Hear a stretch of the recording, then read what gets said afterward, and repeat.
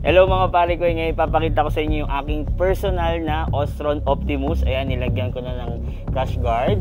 And then yan, syempre may scooter bag. And may mga dinagdag lang ako kaunting fog light dito.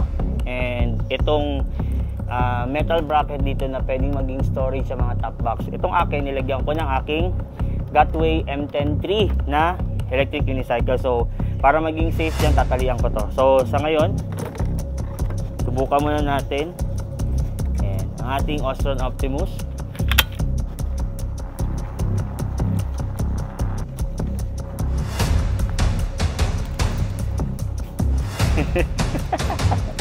Woo!